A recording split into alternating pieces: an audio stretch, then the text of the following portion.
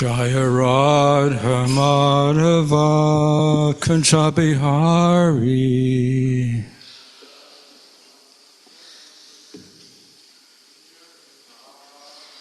Jaya Radha Madhava Kunja Bihari.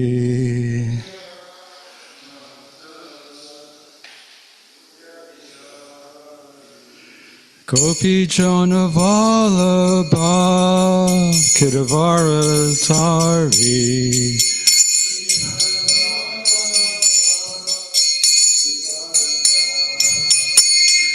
Gopi Jana Vallabha Kidavaratari.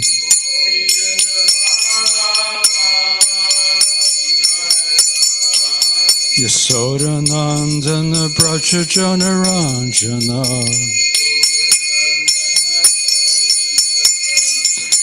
Yasodanandana Braja Janaranjana. Yamuna Tira Vanachari. Yamuna Tira Vanachari. Jaya Radha Madhava Kunja Bihari.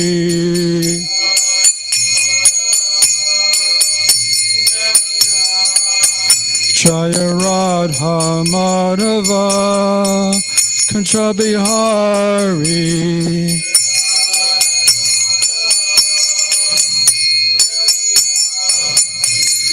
Gopi Jana Vallabha Kidavaratari.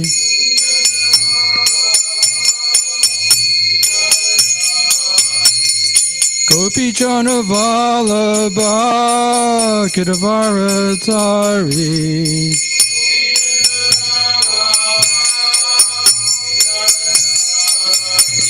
Yasodanandana Braja Janaranjana. Yasodanandana Braja Janaranjana. Yamuna Tira Vanachari. Yamuna Tira Vanachari. Jaya Radha Madhava Kunja Bihari.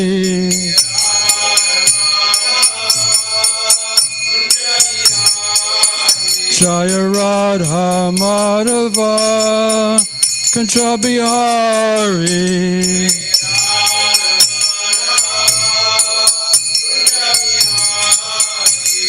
Gopi Jana Vallabha Kidavaratari.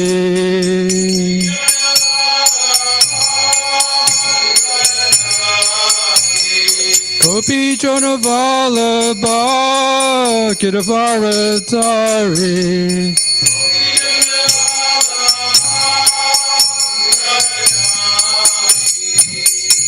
Yasodanandana Braja Janaranjana. Yasodanandana Braja Janaranjana. Yasodanandana Braja Janaranjana. Yamuna Tira Vanachari. Yamuna Tira Vanachari. Jaya Radha Madhava Kunja Bihari.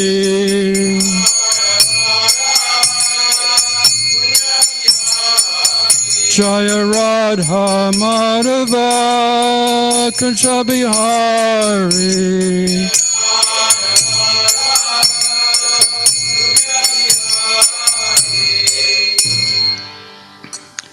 Om Namo Bhagavate Vasudevaya. Om Namo Bhagavate Vasudevaya. Om Namo Bhagavate Vasudevaya.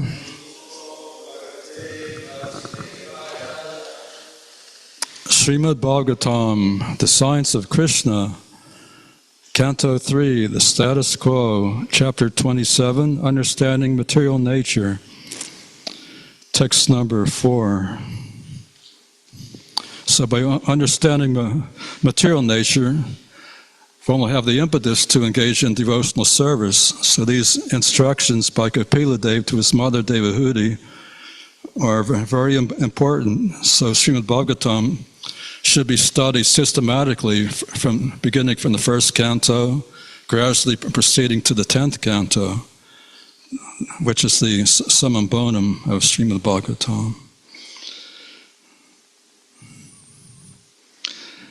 Arte hi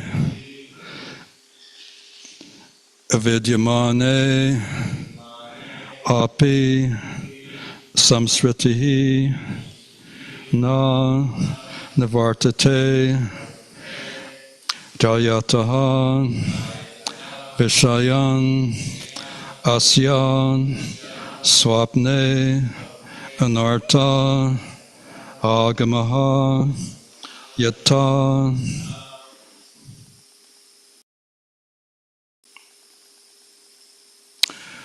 Oh, I'm sorry, we're on text 3 today, because yesterday Bhagavad Prabhu commented on text 2. I'm sorry, it's my mistake. So, the synonyms: Tena, Samsara, Padavim, Avashaha, Apyeti, Anirvritaha, Prasangikai, Karma Doshai, Sad, Asad, Mishra, Yonishu, Tena Samsar Padavim, Vasho Bid Anavritaha, Prasangikai Karma Doshai, Asadasan Mishra Yanashu, Tena Samsar Padavim, Vaso Bib Anavritaha, Prasangikai Karma Doshai, Sadasan Meshu Jan Yeshu, Tena Samsar Padavim, Vaso Bebe Anavritaha, Prasangikai Karma Doshai, Sadasan Misha Yonashu, Tena Sangsara Padavim, Avasho Bibhyat Yananvritaha, Prasangakai Karma Doshai, Sadasan Misha Yonishu.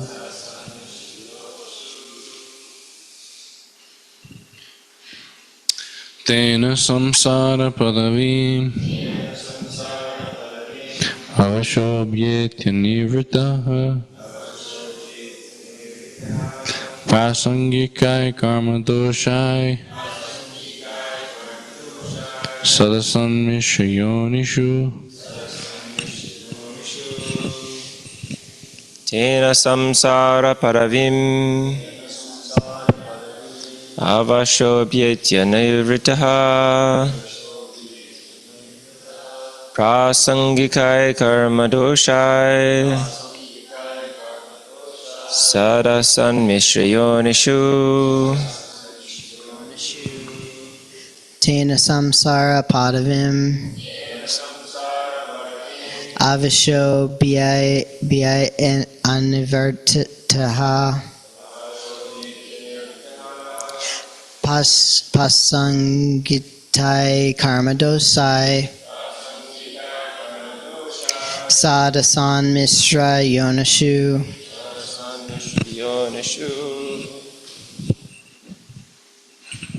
Tena sansara paravin Abhasavirti anirata Prasangikai karma dosai Sasan misra yonishu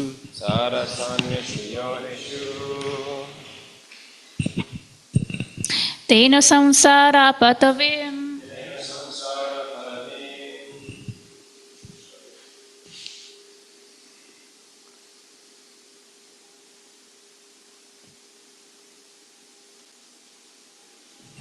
avasopeti anivratai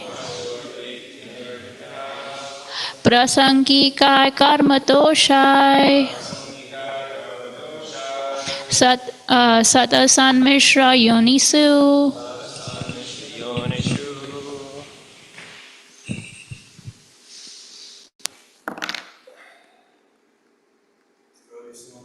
Okay, online. Tena samsara padvim Tena samsara paravim avashobhyetya nirvritaha avashobhyeta nirvitaha prasangikai karma doshai prasangikai karma doshai tat asanmishta yonishu. sadasan mishrayonishu. That's everybody.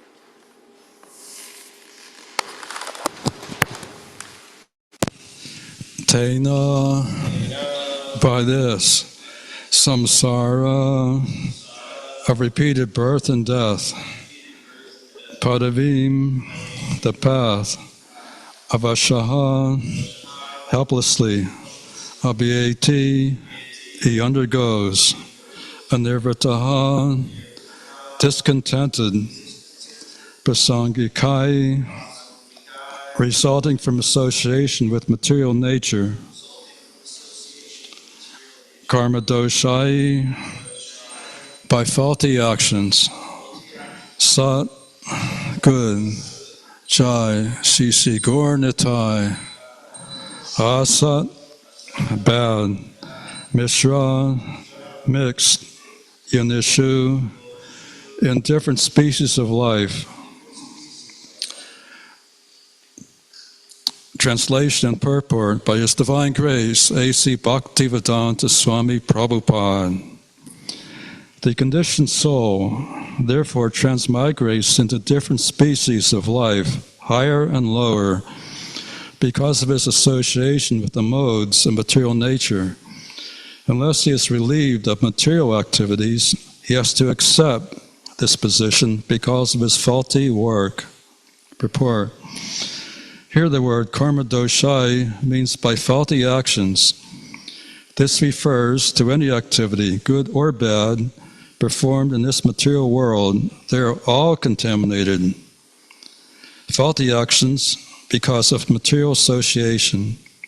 The foolish, conditioned soul may think that he is offering charity by opening hospitals for material benefit or by opening an educational institution for material education. But he does not know that all such work is also faulty because it will not give him relief from the process of transmigration from one body to another. It is clearly stated here, Sadasan Mishra Yonishu. This means that one may take birth in the very high family, or he may take his birth in higher planets, among the demigods, for so-called pious activities in the material world. But this work is also faulty because it does not give liberation. To take birth in a nice place or high family does not mean that one avoids undergoing the material tribulations, the pangs of birth, death, old age, and disease. A conditioned soul under the spell of material nature cannot understand that any action he performs for sense gratification is faulty, and that Only his activities in devotional service to the Lord can give him release from the action of faulty activities. Because he does not see such faulty activities, he has to change to different bodies, some high and some low. That is called samsara padavim, which means this material world from which there is no release. One who desires material liberation has to turn his activities to devotional service. There's no alternative. So this is a very enlightening verse. Srila Prabhupada, out of his causeless mercy, he wrote more than 60 volumes of transcendental literature, very scientific explanations of Bhakti Yoga and the science of Krishna. And these volumes are translated from the original Sanskrit into English for the benefit of the English-speaking world under the instruction of His Divine Grace, Srila Bhaktisiddhanta Saraswati.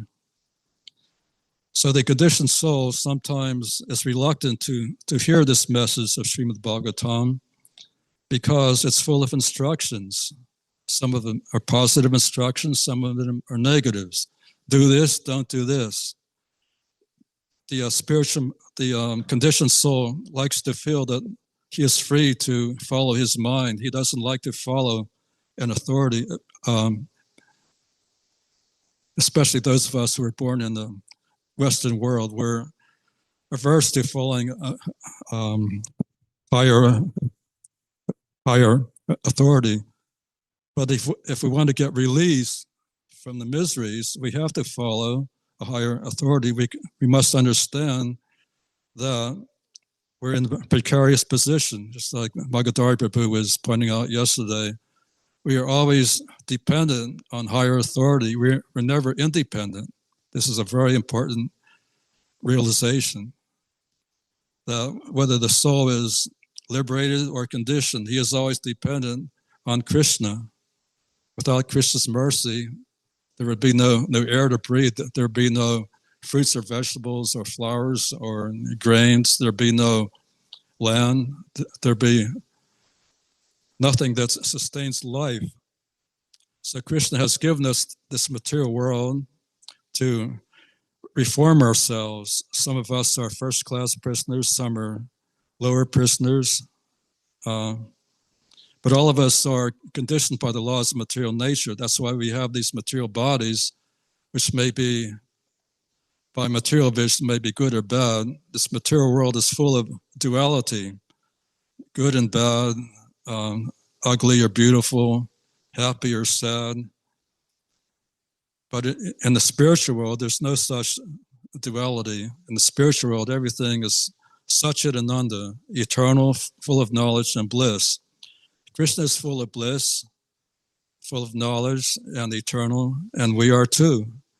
But in illusion, we're thinking, I'm this material body. So all of our problems are caused by misidentification. We have to realize that we're servants, we're not masters, and we never will be masters. We may try to be masters, either in the spiritual institution or in the material world, but we'll always be failures. Sometimes when one becomes master in the spiritual institution, he thinks that he's better than others, and he tries to lord it over others in the material world. But this is also illusion, and Krishna does not like his devotees to be proud. Like Jesus said in the Bible, pride goeth before a fall. So we have seen many spiritual leaders, even in ISKCON, they were given a chance to become Brahmins and spiritual masters, but because of pride, they've fallen down. Although their transcendental work in devotional service will never go in vain, they'll get another opportunity in some other life to continue in devotional service. Just like the gopis, they became a little proud during the rasa dance. Each gopi was thinking, oh, Krishna likes me so much. Krishna's personally dancing with me. And because of this little bit of pride, Krishna left the rasa dance, and the gopis were merged in the notion of lamentation. So pride and devotional service is two incompatible things. We have to become free of pride. If one becomes free of pride, it's possible to surrender to the Supreme Personality of Godhead. So pride is the greatest impediment in devotional service. And if one becomes wealthy in the material world, wealthy persons are given great honor. But from the Vedas, we understand that real wealth is austerity. Austerity is the wealth of the Brahmins. And a poor man is a man without Krishna consciousness. So one may be the wealthiest person in the universe, but if he is without Krishna consciousness, he's considered poor. Just like the 6 Goswamis in Vrindavan, superficially they appear to be homeless, poverty-stricken. They're living under trees, no shelter, no home. But they left the greatest transcendental literature, and they're considered great acharyas. So many of the acharyas, materially, they're poverty-stricken. But some pure devotees, Nityasiddhas like Ramananda Roy, although they appear to be wealthy and wealthy family men and politicians, but spiritually they're the closest associates of Sri Chaitanya Mahaprabhu because they had so much attachment for Lord Chaitanya and they had no attachment for material opulence, although superficially they appear to be in opulent conditions. So the main thing is Krishna consciousness, to fix one's mind always on Krishna.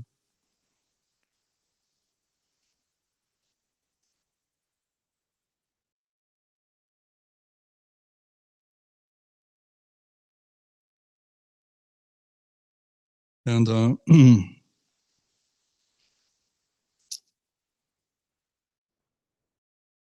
in this purport, it says actions in the material world may be considered good or bad.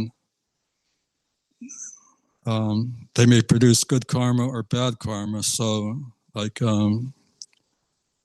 helping a poverty-stricken person might be good karma, or planting trees or fruit and flower trees might be good karma. Just like in Kansas City, we see many beautiful parks like Luce Park and this Kaufman Legacy Park. They were established by wealthy citizens of Kansas City, and they used their wealth supposedly for the benefit of the public. And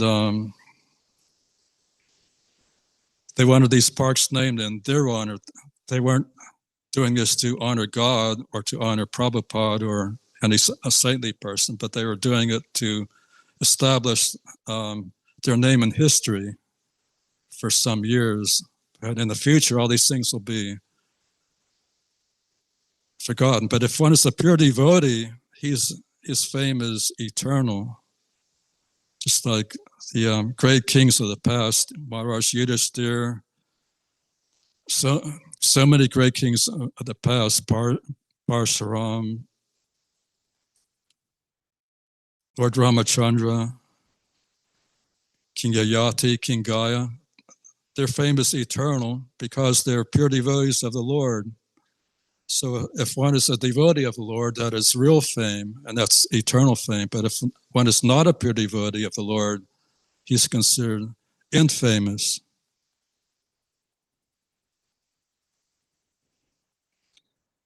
So on every page of Srimad Bhagavatam, Sukadev Goswami and Srila Vyasadeva are pointing us toward pure devotional service.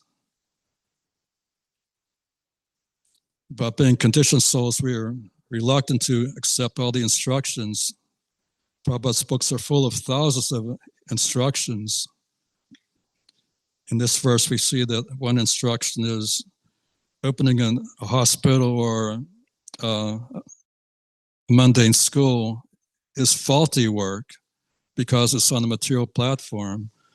But Rupanuga Vedic College is not a material school. It's meant for giving knowledge about Krishna, about devotional service. So this school, this educational institution, was founded on a transcendental platform. So we have to keep it that way and not introduce any mundane charlatanry like opening hospitals or opening mundane schools.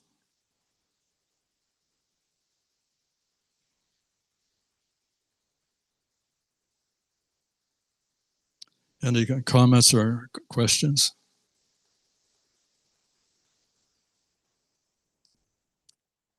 Yeah, comments by Donovan Maharaj are always welcome at any time.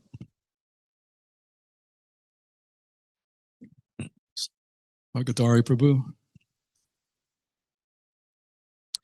So you mentioned that the problem for the conditioned souls is misidentification. And you connected that with pride and our material temporary possessions, which we may become proud of, and that it entangles us even more in our bodily conception. So from where we're at now, kind of knowing the problem, how do we chart a course, to becoming free from that misidentification? Very good practical question. And my answer is, yeah, Prabhu, you're doing that right now by hearing Srimad Bhagavatam as it's presented by the previous acharyas. Hearing and chanting are the most important activities in devotional service. And there are only a few persons on this planet that are engaged in hearing Srimad Bhagavatam. But if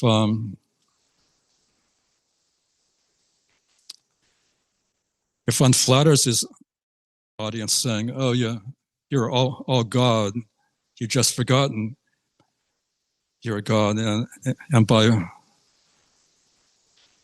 following this process of meditation, you'll realize you're God. This is flattering the audience, and one can have millions of followers, just like in nowadays in India, especially the Mayavadis like Ramakrishna Swami and Vivekananda Swami. They're very influential, very popular, more popular than the real Swamis like Srila Prabhupada, because they flattered their audiences. When Vivekananda came to Chicago in the late 19th century, he flattered his audience saying, "My dear brothers and sisters, service to man is service to God." So by opening hospitals, opening schools, giving food to the poor, you're serving God. But this is not according to the Shastras. So the Krishna consciousness movement is bona fide because it's based on Bhagavad Gita as it is. It's based on Srimad Bhagavatam. It's based on Bhakti Rasamrita Sindhu. And Vivekananda Swami also used the manufactured slogan, Brahma Satya Jagat Mitya. This Jagat, this world is false. But Brahma, that is truth. But if this world is false, why is he stressing the opening of hospitals and schools? These are activities of the material world. So this is hypocrisy. If one is intelligent, he can understand this hypocrisy of the Mayavadis, although it's very, very subtle sometimes. So one should not hear from the Mayavadis. They're very influential these days, even in India. There's one ISKCON devotee who is preaching against Vivekananda and Ramakrishna Swamis, and he was severely chastised. So we could do this in America, where such Mayavadis are not so popular, but in India, this is considered blasphemy, blaspheming a saintly person. Although Prabhupada called them demons, so the disciple of Srila Prabhupada have to follow in his footsteps and speak the naked truth that these so-called saintly persons who are Mayavadis, they're demons, and their followers are destined to enter the same hellish region of the universe after death.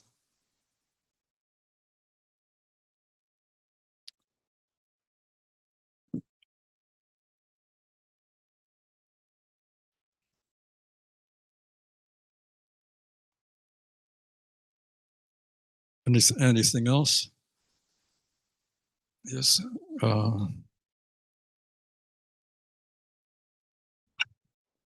I was wondering how can we not did you answer this, not identify with the body just now? Like when somebody instructs us to do something or something like that. I don't know.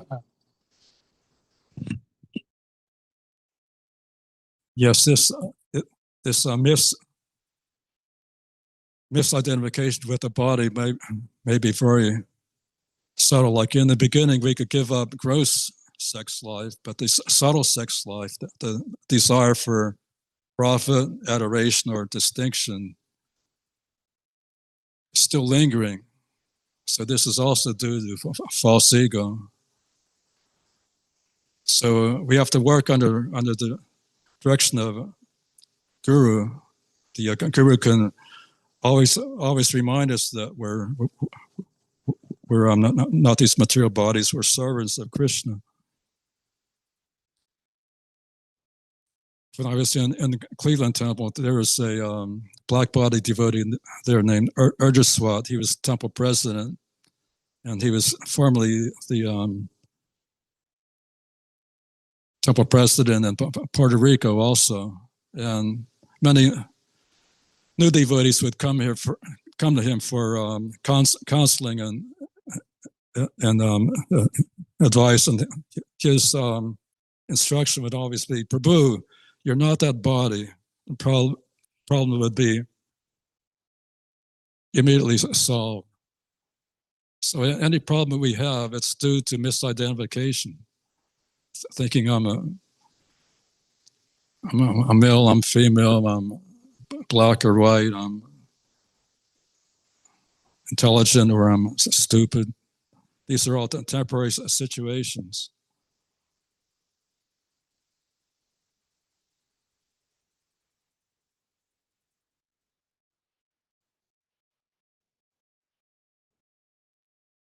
Yes, Jagannath Prabhu. One last question. So, my question is, how can I catch myself before I say or do something offensive? Catch myself, identifying with the body. Is it possible to do that only being in the movement for as long as I've been in it, or does it take a long time? And also, will Krishna, I know Krishna, he gives us certain punishments for what we've done in the past, but will he give us material desires to go away from Krishna consciousness if we sincerely just don't know how to identify with the soul and not with the material body?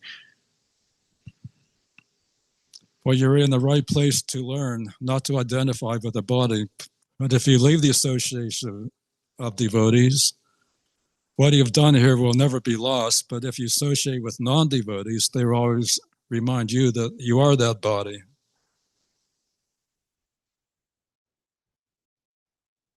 And the function of the guru is to free you from this false ego of misidentification.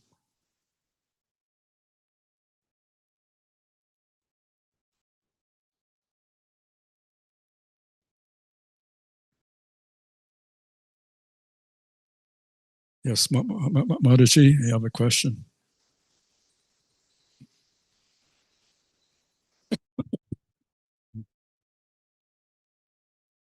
Jai Shishi Gornitai. My question is, we did talk about like giving charity, like opening up hospitals and things like that is considered to be faulty. So my question is, like, if a devotee were to open up like hospital, nursing homes for the devotees, doing it for Krishna, with that being the mindset, keeping Krishna at the center of whatever he's doing, like doing it in devotional service for Krishna, for his devotees, would that be faulty? If it's done by a grihasta, that's possible, but this is not the business of a sannyasi. A sannyasi is supposed to be engaged in activity for the soul. Opening a hospital is an activity for the body. Just like if a man is drowning in the ocean and someone pulls his coat out of the water, he can say, "Oh, I saved him, I saved him." But what do you mean you saved him? You only saved his coat. What about him? So any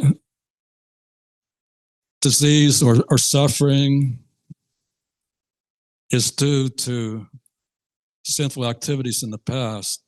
So by surrendering to Krishna, one immediately becomes free from all sinful activities and sinful karma.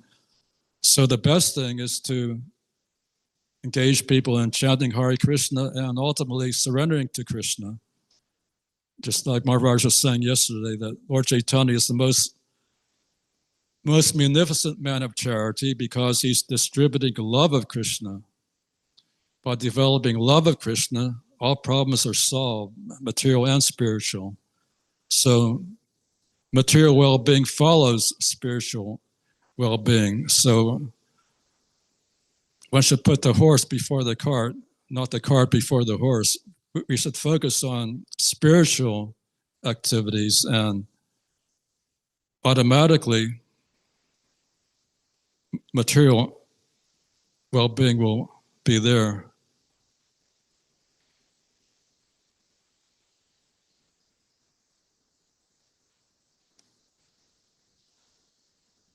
It's time for the Sankirtan Festival. All glories to His Divine Grace, A.C. Bhaktivedanta Swami Prabhupada.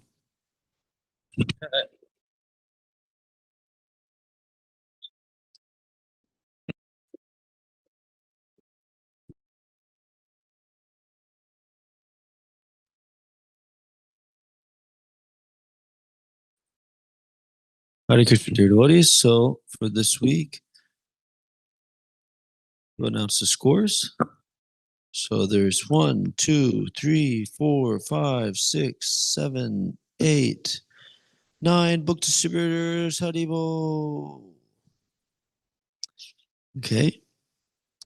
And ninth